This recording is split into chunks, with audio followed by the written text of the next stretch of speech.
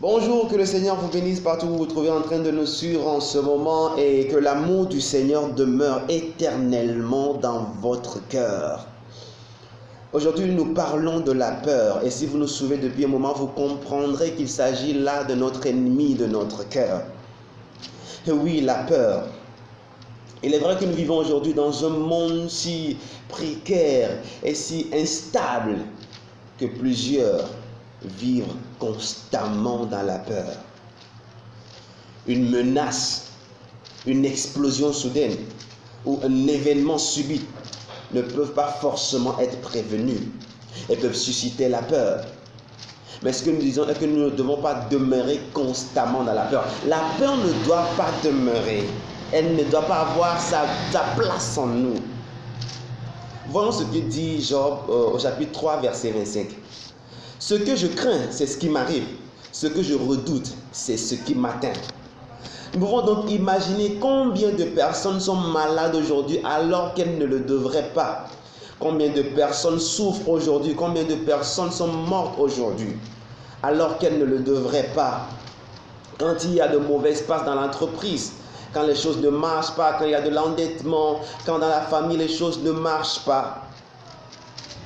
Les gens ont tellement peur qu'il y en a d'autres qui pensent au suicide et d'autres même qui vont jusqu'à se suicider. La peur ne nous fait pas forcément du bien. Nous pouvons vaincre la peur lorsque nous utilisons l'arme de l'amour de Dieu. Oui, l'amour de Dieu suffit pour vaincre aussi la peur.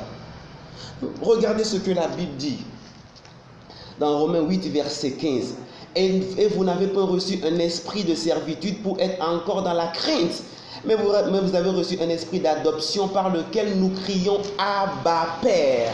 On ne peut pas adopter un enfant qu'on n'aime pas. Si nous sommes adoptés par Dieu, c'est que Dieu nous aime et son amour nous couvre. Et cela suffit pour que nous sortions de la peur.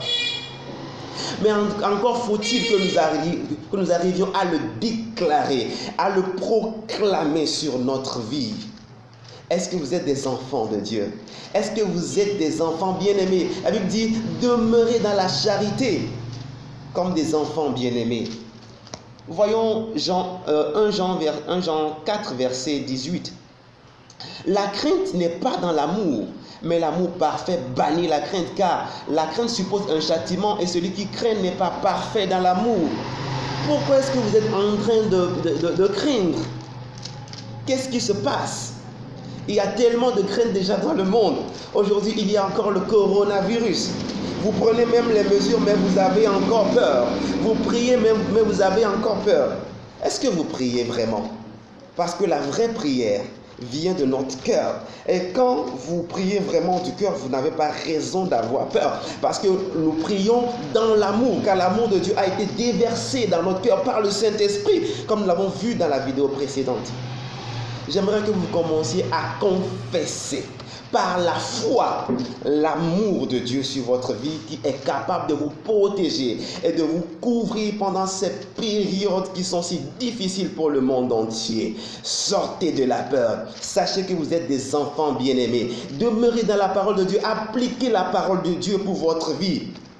Et vous ne serez plus des enfants de la crainte, mais des enfants de Dieu, des enfants de l'amour. Que le Seigneur vous bénisse dans le nom puissant de Jésus. Excellente journée.